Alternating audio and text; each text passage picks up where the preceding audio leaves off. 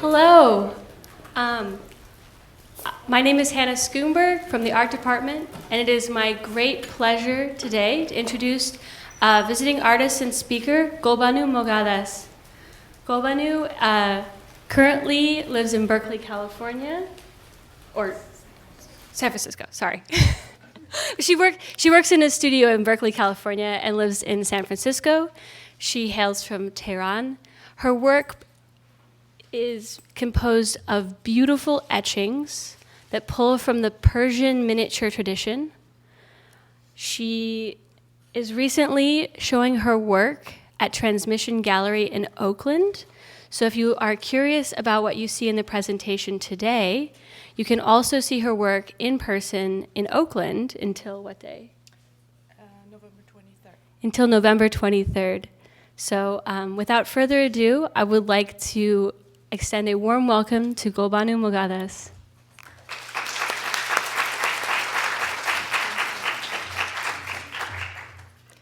Thank you so much, everyone. Can you all hear me? I tend to have very low voice. So if you couldn't hear me, please let me know. Thank you, Hannah. That was very nice. Like from here, or just my voice? Okay, I'll try. I had been here once a few months ago, which Hannah kindly invited me here to visit her printmaking class. I probably met some of you there, and I thought I know my way, but I was lost for half an hour in the campus, so I apologize for being late. I don't want to talk too much, and I guess I start talking about the work. I left my home in 2008, and I thought that would be a good starting point for this lecture, because I thought that was a turning point in my life. So in 2008, I moved to London, and when I arrived there was a big exhibition of Iran's miniatures in British Museum, and all over the city, in the underground, everywhere, there was this poster that you see. Here's a picture from that time. And this guy is called Shah Abbas, and he ruled the Safavid dynasty in Iran, and that was basically the golden age and renaissance of art in that area. And this drawing is very old. It's from that time, and I wanted to include it because that's how I felt when I just left. I felt homesick. I felt like I don't want to stay there, and everything was just so hard, and I was heartbroken. And then when I saw Shah Abbas in all the underground, I asked for his help. And so I did this drawing from that time, which I think it was the beginning of me really paying attention to the miniatures. Because when I lived in Iran, I was interested in, I don't know, Jackson Pollock, for example, which I still am, but I was not interested in the miniatures at all. I thought they were just ugly and boring. Maybe not as bad as that, but that's how I felt. And then I went to this school in London. It was called St. Martin's, and they had this lovely print shop. It was very old, and that's, I think, where my life changed in this room. And I used to call it my temple. Because that was the only place that I was really happy. So I just focused on work. And since at the time I was still feeling this sadness and homesickness, I just tried to make work about that. And so these are one of my very early etchings. It's called the Cuddle. Can you read the titles? I mean, I don't need to say. Yeah, no? Okay, Sympathy. As you can see, they're all like just looking for some comfort. And then I felt like my heart is too big for me, the way I felt, and I needed a place for it. And I wasn't the place for that heart, so I gave it to a tree. Then I decided to move into my heart. And then that was just the life inside the heart. And then this one calls Pure Hearts Need More Care. And yeah, another place for the heart. And then I decided to actually make the heart, and I just used very basic tools to make this, scissors and files, and I think at the time it just felt good, this physical challenge of making the heart itself out of metal.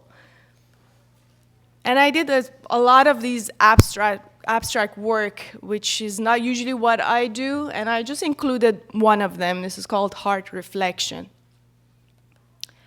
And then after the heart, I started making the bones and just focused on all the bones and pelvis and did this series. So more challenges of making the plates.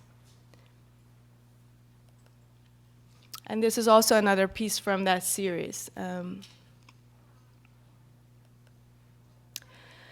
Then I graduated in 2011, and after that I applied for this proposal, and I got a commission from Museum of London. They have chose five artists to respond to the history of London in their own way, in their own eyes, from their own experience. So what you see on your right-hand side is my work. I created this, well, you know, I do etchings, and it takes a lot of time, and usually it's not very big. And I was given this big wall, and I wasn't sure how in a short time I could fill that wall. So what I did, I just designed something very small, and then because the museum had budget for it, we could enlarge it and make it into a wallpaper. And at the time, I thought about William Blake a lot, and his work has been really inspired me, both the actual drawings and his way of thinking. And I saw some connections between him and Persian poets and that kind of philosophy. So I made these 6 etchings responding to that, to where William Blake used to live and that part of London. This was the first one. They were attached when I made them, and then I detached them, and then I put them on the wall the way you see it. So this one was the birth. This one was farewell to attachments. This one was the new land. And that was St. Paul's Cathedral and the view from Tate Britain, where I spent a lot of time. And William Blake's home happened to be around there. And that's the Thames River that is running through. And this was just the response to the 19th century industrial revolution. And William Blake has a lot of poems about that.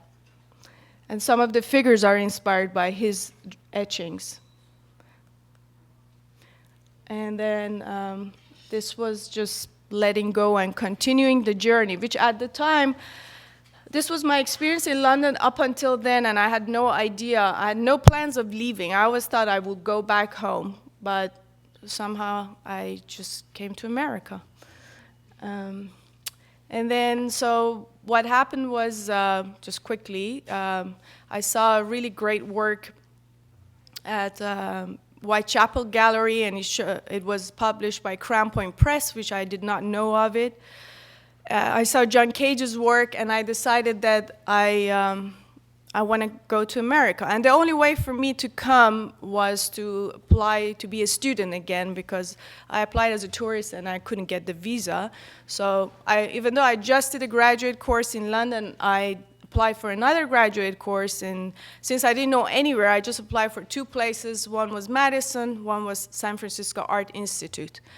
And San Francisco Art Institute gave me a fellowship, and that's how I came here, with not being in America, not having any idea about what to expect.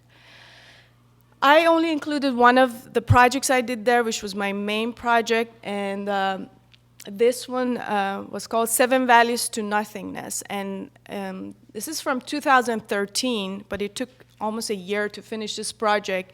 And I had a pause thinking about this, and now at this time, since last year, I'm back into it and working on the same ideas. This work was inspired by Attar's Conference of the Birds, which has been translated in English. And then in that book, there were 7 valleys that all these birds had to pass in order to reach the complete self or God or this mystical bird, which was called Seymour.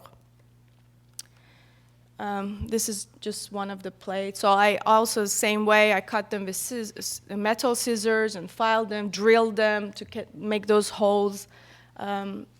I never tried the jeweler's saw, but I think that's what I'm going to do in the future. So in this book, there is a bird. Oh, how do I do that? Ooh, no, sorry. I'm going backwards. I can't find the thing to point it at you, but I don't know. Well, that bird. It's called the Hoopoe. It's a real bird, but in the book, the Hoopoe was the leader, sort of like a prophet. And I was trying to encourage all the birds to go on this journey with him to meet the mystical bird, which was called Seymour. And all the birds were trying to refuse to go on this journey because they were just happy where they were, basically in their comfort zone, which I think it relates to most of us. Whether we are immigrants or left our countries or left our homes, it's always hard to leave where we feel so comfortable. So all the birds were resisting to go, and eventually some of them are convinced and go on this journey. At the end of the journey, only 30 of them is left. And Seymour basically means 30 birds. And the idea of the book was that these birds become one in this journey. They become what they wanted to meet, which is being united with the universe. These are some details. That was when logic and feelings become one together. So it's like the outside is the brain and is embracing the heart. I also wanted to show you some of the process. Because I picked the spine, it was just the way I thought I want to show my valleys in the spine, and there happened to be 7 different vertebrae in the spine. And so I put each of the valleys in one of those bones. And then I wanted to be vertical. And I couldn't find any paper that I could use, and if it was long, how would I use it? So this was a time that I met a master printer, originally trained at Crown Point Press. His name is Paul Maloney, and he has a print shop fine art print shop in San Francisco. And he showed me for the first time to use lots of Japanese paper, which opened up many things for me. So that was my first time using them, and I just printed a few of the bones on each sheet. It was handmade sheets, and then the sheets were backed with another thicker paper. And then on the right-hand side, it's where I'm trying to seam them together. And so what you see, the blue tape, is just to make sure they're all straight. And then you just want to have a very little seam, just so that it holds up, and then you put very thick glue. The glue is also made of archival wheat starch, which I learned to cook myself. And these are just some of the equipment that I used for the work. And then in my final show, I also showed the bones. So that was just the body, and the print was the soul. So now I quickly go through some of the work I did after graduation. Free from the MerryGoRound was one of the major pieces I did back then, and it was done very similar way, even though it wasn't, I basically could have printed it on any paper, but I decided I want to use Japanese paper. The advantage of that was that I wanted to have poetry in my work, and I didn't want to trace them or write them backwards. So I made 2 plates for this work. One is the black, as you can see, and the other one is the bluish plate. And then I just wrote the way I write, and it was not backwards. What I did was that I printed that on the back of the sheet. So the paper is really, really thin, and it's just printed on both sides. So that's why it looks right. So these are some of the sketches that I did. Usually I have very minimal, I have the idea, but I have very minimal sketch that I transfer to the plate because I like the plate to be open to things that I want to just do there without too many tracing things to confuse me or distract me. This is a video, and I like to play it, but I don't know how. Oh, okay. Great. I just wanted to share it because this whole thing is so meditative. I think one of the things that attracts me to etching is not the fact that it's multiple, but the fact that, this is another one. Would you play this one too, if, please? No? Okay. Yeah, I think there is a connection between the paper that is from old times, the poetry that is from old times, and there's this focus and meditative act of doing the drawings. Here's another video that shows the process after the printing is done.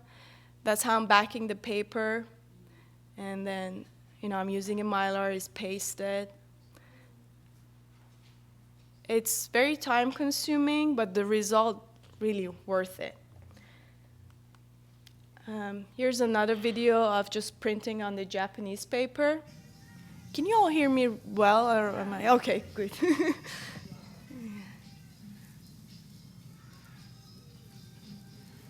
So this is the same paper that I printed on both sides. Even though it looks very thin, it's super strong.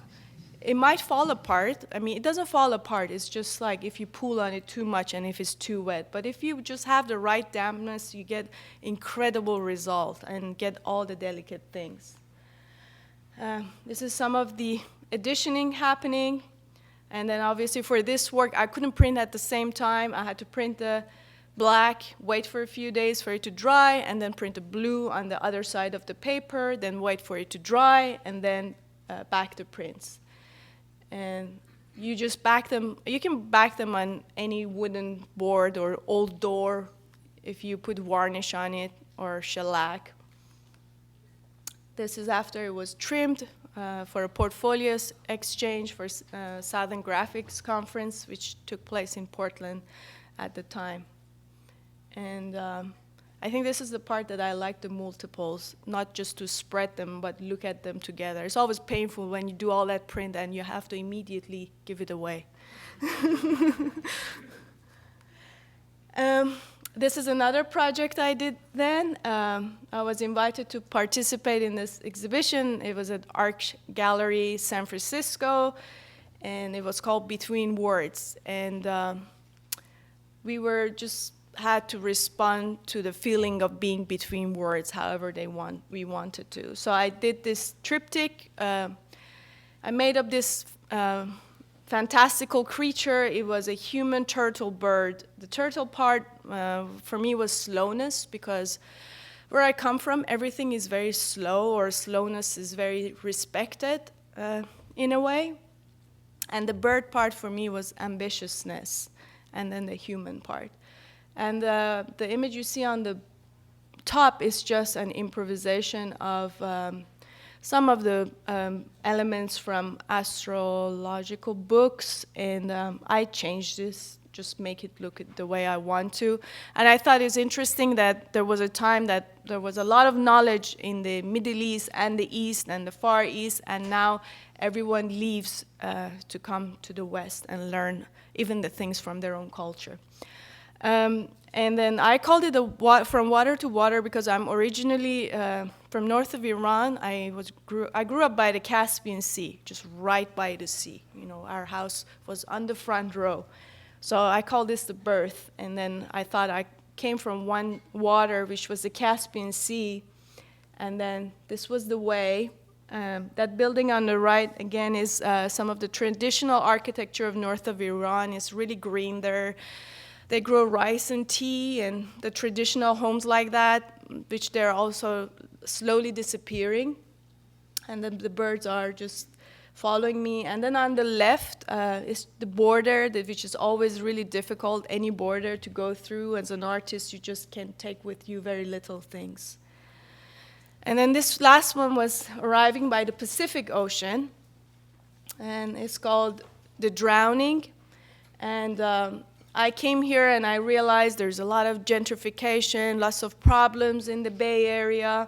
And also, I thought I knew how to swim, and the first time I went to the ocean, I was knocked by a huge wave, and I realized it's not just swimming is not enough. I need to learn surfing, and I thought it was symbolic, so I called it the drowning. So you really need to language of a new place.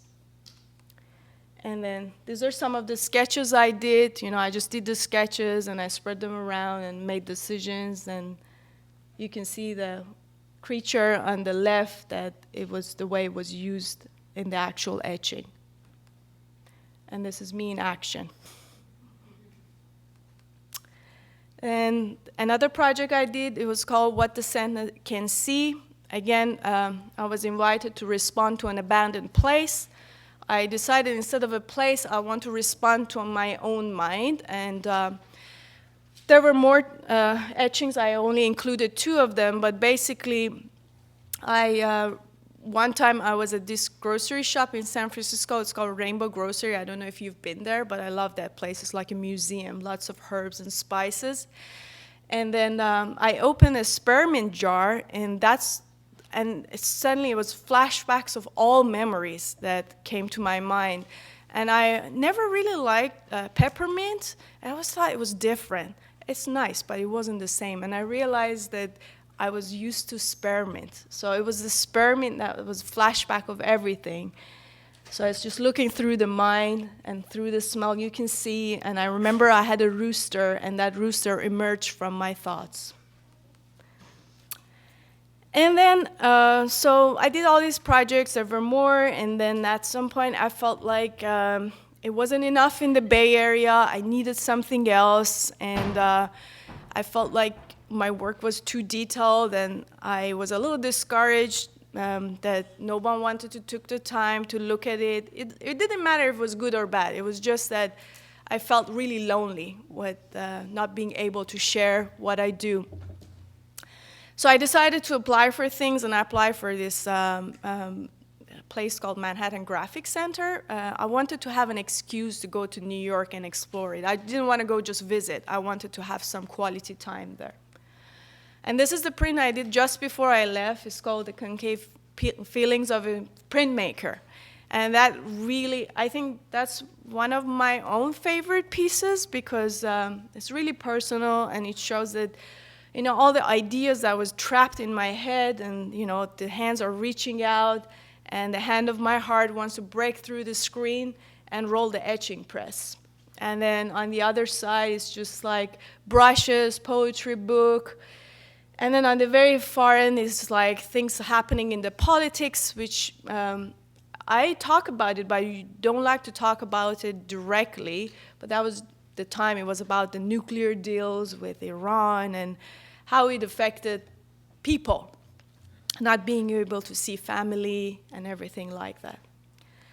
And then I did this one, which I etched half of it in the Bay Area and the rest of it in New York City.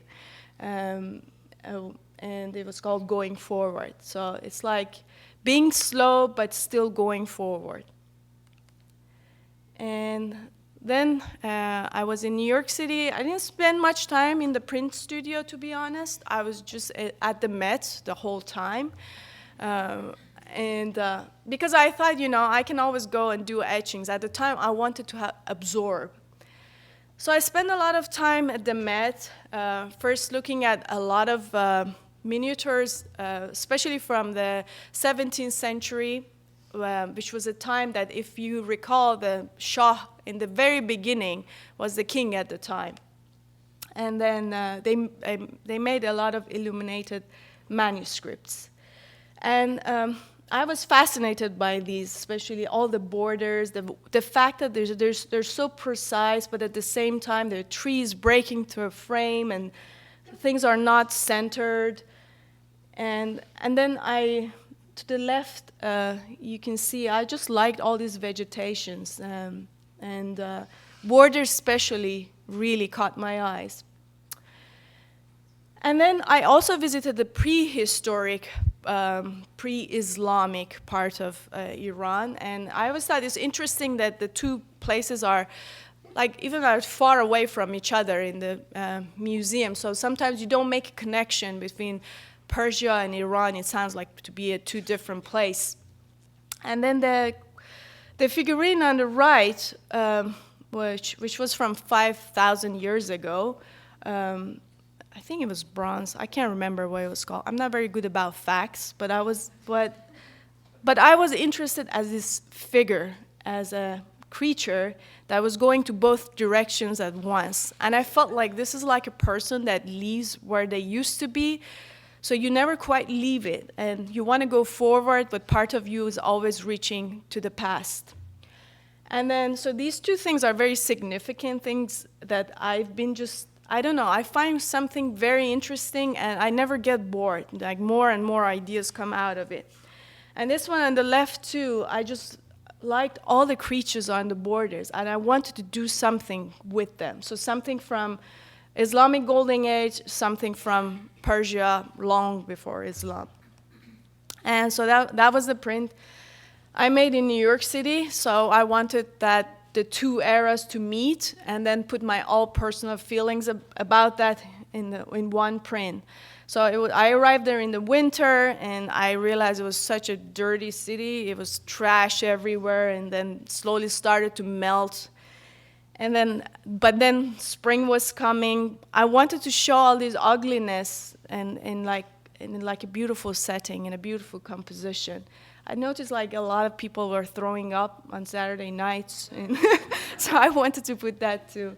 And then on the left, it was the way I felt before I left, and it was despair. And then when you feel a lot of despair, but then you're burning and you want to make a change, there was fire coming out of my back, and then the fire came the other part of me that comes to hold my hand. But this is a cycle, you go back to despair, and then energy, and then creation, and then go back to that. It's just a cycle, at least for me.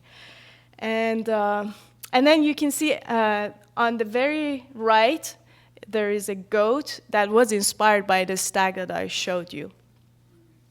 And then also another goddess from that old times. And then that's the Brooklyn Bridge. I mean, not exactly, but. And then I started this one again in New York, and then finished it in the Bay Area. And this one, again, was just reaching out to both sides. For the most part, having a place to be, having a studio, having a place that you don't have to worry too much and you can work, which is ongoing. I'm sure a lot of you feel the same way in this area. And on the right-hand side is some of the architecture, again, from my region in Iran. And the left is a symbolic Victorian house in the Bay Area, and none of them are reachable. And this one was, again, for a portfolio exchange, but I wanted to continue using that figurine that was going to both directions at once. And this one was the Chinese Year of the Dog. And it was just, again, at the time, there was a lot of political challenges, which continues to be, and lots of division between right and left and everybody in general. And I wanted to say this, in spite of that, beauty still exists. And then this work was also beginning of a project, and again, you can see there's inspired by that figurine, but instead of two, there's three characters put into together. I made this as a 3x3 etching, and I did it for a miniature competition. And I spent a lot of time on it. And at the time, I feeling like, oh, I'm a miniature etcher, and then I was very excited, but I got rejected. And then, so after I got rejected, I just realized how amazing it was working in this small composition. So I started to work on it more. And I started in 2017 when I was rejected, and I'm still making more of this. And then eventually, actually, I got into that competition a year after with other etchings. I kept applying. But yeah, these are some of the plates. More plates. Some of the prints. This was called the Unexpected. And again, these are like the goat and the rabbit that were on the side of that one of the miniatures that I showed you. And I called it Unexpected. I mean, I don't think nobody expects a rabbit coming out of the goat, but that's how I see life. And then this one was called Magic and Decline. I felt like in life there's always magic, but there's also decline. And then this is like, I wanted to also show you some of the processes. So on the left is like the first drawing I did. This was called the Justified Sham. And I thought all the political leaders are not really trustworthy, but because they are in power, they're justified for all their actions, even if it's harmful. And then I did that drawing, and then this is the etching I made. And this one was very personal. It was called Family Reunion, and it was after 11 years, the four of us, my family, could be together in Iran together for our New Year, which was a huge deal for me because I couldn't leave for a long time waiting for my visa and that kind of stuff. So I made this one. My mom is the muff. My dad he always liked golden retrievers, so he was a dog. I was the goat, and my sister thinks she's a rhino. And then there's more of those series. And then this was another direction. I have not really followed up with this, but I was thinking about shinkolaying some colorful paper to add color to it. I'm still thinking about it, but that's where it stopped. And then I got the fellowship award from Cal Art Institute, which was amazing because it gave me access to the print shop 24 hours a day for a long time. I think it was 6 months, which was spread throughout the year towards the final show. And this is one of the pieces I created for that. It's called Imbalance. I made this because I really had hoped my parents could come to my show because they had never been to any of my shows since I left, none of my graduations, just because of all the borders that exist. And that's how I felt at the time. And then I created this piece, which I still don't have a good picture of it, so this is not all of it. But when my fellowship happened, the show, my mom had a knee surgery, so I really wanted to be with her. So this was my hands trying to reach out to her. This was her knee that had done the surgery. It was either part of the print. And these are some of the plates. And this one is a video. Would you play it, please?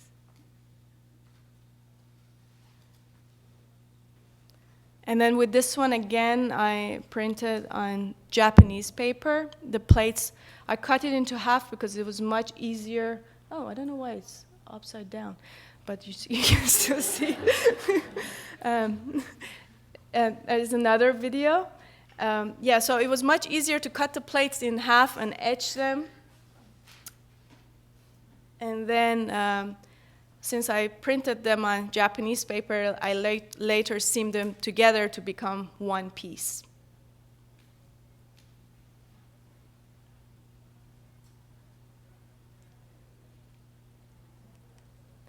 And then, again, I was given a big wall, and I thought about doing some wallpaper the way I did at the Museum of London when I showed you earlier. But then I realized there was no budget for it, and nobody would cover that budget. So I had to paint the wall. And I never saw myself doing a big, drawing on the wall.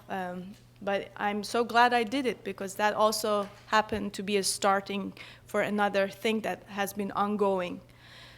So I wanted to make a conversation between the creatures inside the etchings and the borders. So some of these borders also exist in the work.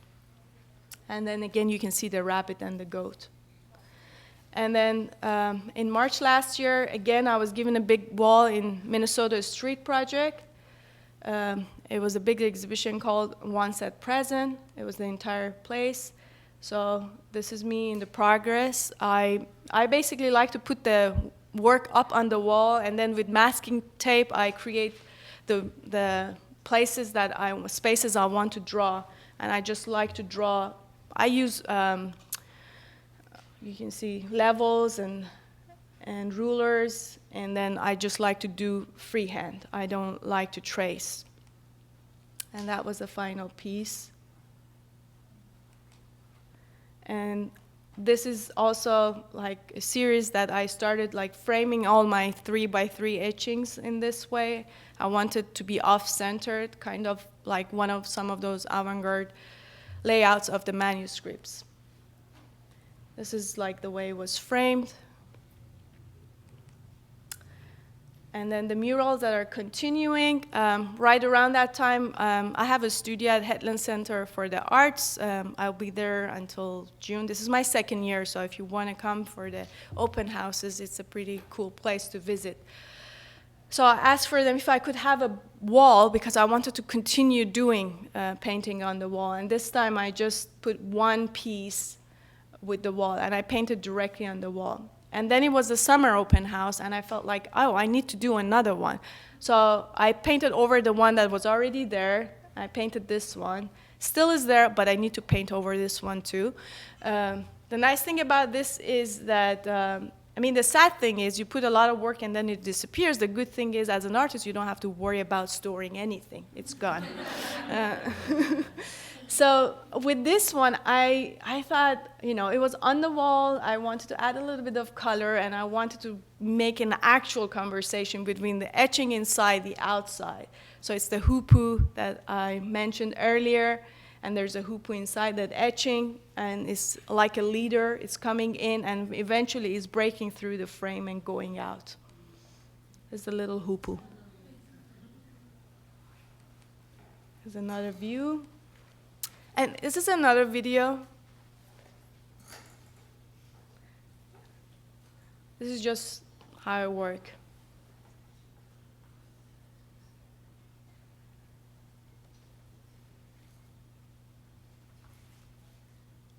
But in real life, it's very slow, and also it's very, very meditative. I go back, take a deep breath. It's a lot of joy. I felt a lot of joy doing this. I felt like my heart was beating fast the whole time, and it's just the best feeling, because a lot of times there are deadlines, but sometimes you just do something for yourself. And then as Hannah said, I have a solo show right now at Transmission Gallery in Oakland. I could not paint on the walls there, so I thought, okay, I paint on wooden boards. The good thing is they don't disappear immediately, but now I have to store them after the show. But the other thing was, my studio is very small. My car doesn't fit a big wooden thing, and I didn't want to rent a car. It was already too expensive to pay for the exhibition expenses. So I had these 2x4 wooden panels, which would perfectly fit in my car, and then I brought them in the studio, just the way you see it, put a cleat, painted them, and started. And this is one of the final pieces I did. Again, I'm playing with the Hoopoe, and the goat and rabbit exist.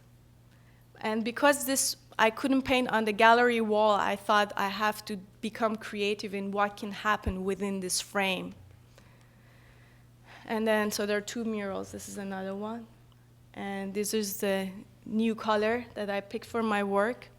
And this green also was a green that really caught my eyes in so many manuscripts that I saw. And this was the other wall. And this is some of the exhibition's view. But I'm telling you, it's better in person. And I wanted to share some of the Islamic geometric designs that inspires the work. I don't really use it as precisely as this, but I think it's interesting because a lot of poets were mathematicians and philosophers, and it's just so woven together in that culture. And everything comes, from a circle to get into those, and circle is unity. And this is another thing. And I actually use this piece in the following pieces that I will show you. And then this is also used in, all those little patterns that you see are done the same way. And also in the architecture. And this is my last part. So I wanted the hoopoe from Conference of the Bird to come to this time because I felt how much we need a good leader, not an outside leader, but maybe like a leader for ourselves. So I did this one. This is called Hoopoe's Reflection. This one was waiting for the next monarch. And a lot of people just waiting for someone, but I wanted to say that go out of the frame is the one that is just thinking, no, that's not, even Hoopoe is not the one. And then this one goes, the Clash of the Divine Intelligence. So in the actual book, Hoopoe is leading all the birds to meet Seymour, which was the fantastical birds, but I felt like you can't even trust Seymour. And then this is very recent I did. I wanted to make my own hoopoe, and it was called Hoopoe the Heroine. The other views. And then this one I thought, the bird has something like a comb on his head. And I wanted the hoopoe to become me, like not me as me individually, but anybody to find their own leader. And then that's an orchid flower. It was just all the feelings at this time. I just wanted to put them all in one etching. And another view. That's another video, please.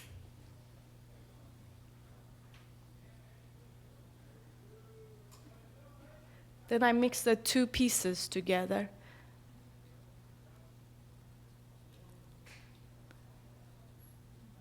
And again, it's printed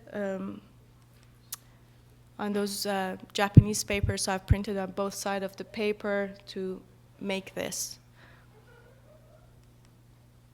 And thank you.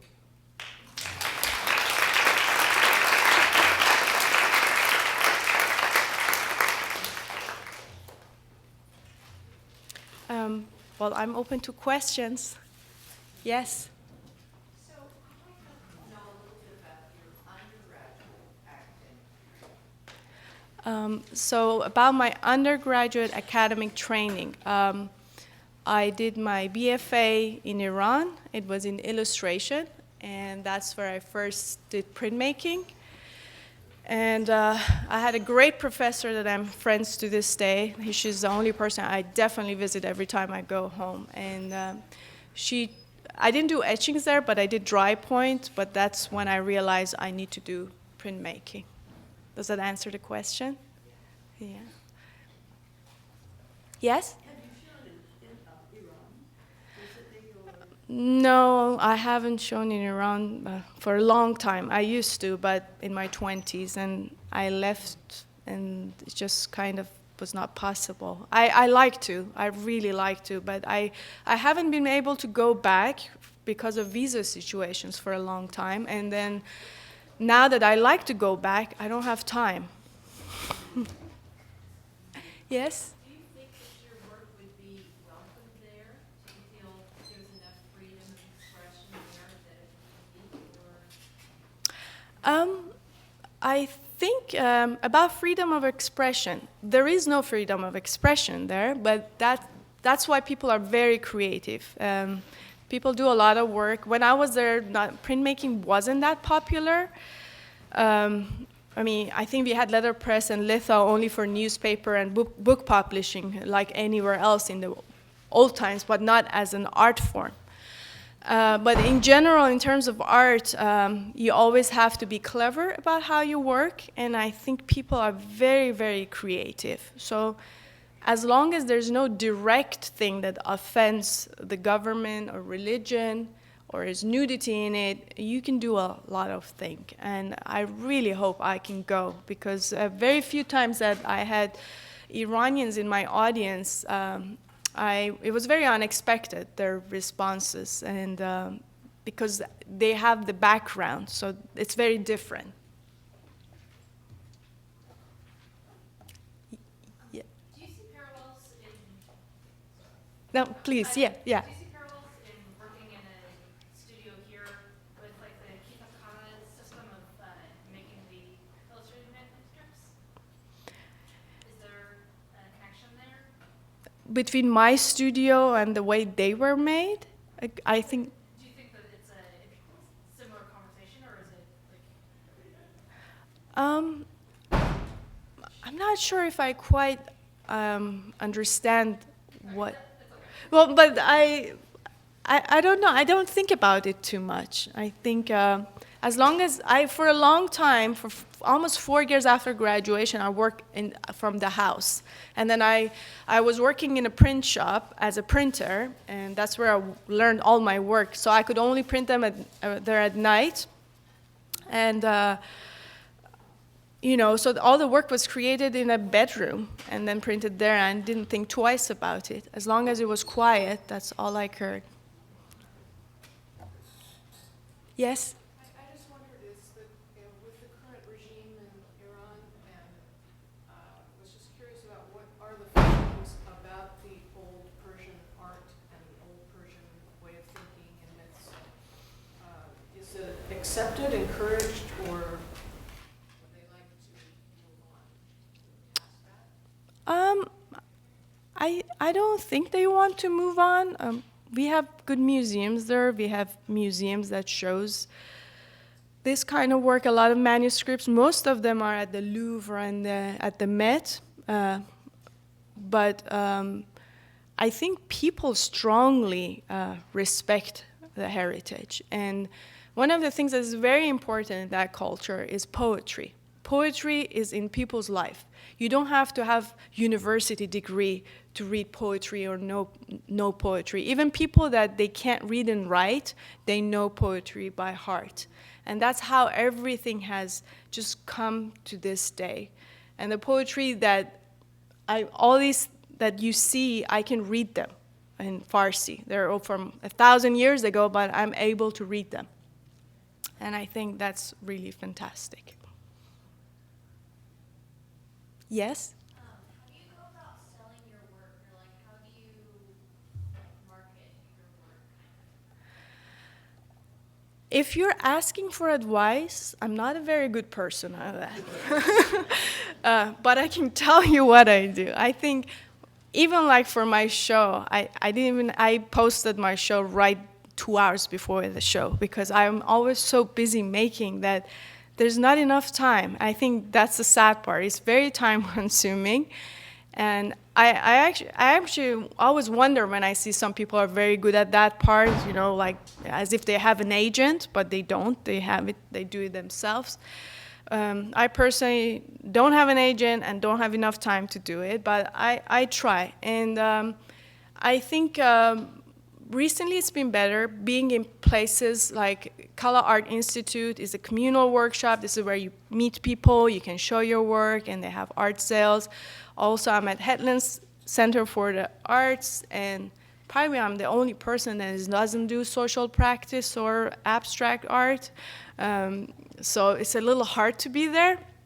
I feel a little bit like an outsider, but also, as I've been surprised in the open studios how people have come, and then I could have a conversation with them. I do have a website. It's not the best. I've been willing to change it. I didn't have time, but these are all my future plans. I'm curious about your process. You mentioned doing dry point, and then you went to etching. And I wondered if you incorporate any dry point in your etchings, or just how that transition was made and how the two work together if they do. I still do dry point if I want to get a really, I don't know if everyone here is familiar with the technical. That's why I didn't went too much into the technical. And also, as I said, I'm more interested about the expression coming out of the work. But I think the fact about dry point has its own beauty. For me, etching is my first choice because of the intricacy of the lines. And I hardly ever use aqua tint because I just want to draw myself. I want to reach that blackness. I feel like I'm cheating when I suddenly get that darkness with aqua tint, even though it's beautiful. I've used it for spit bite and things like that. But yeah, etching, hard ground etching is my first choice. Any other questions? Yes? Yes, yeah. Well, it looks like we're done. Thank you so much.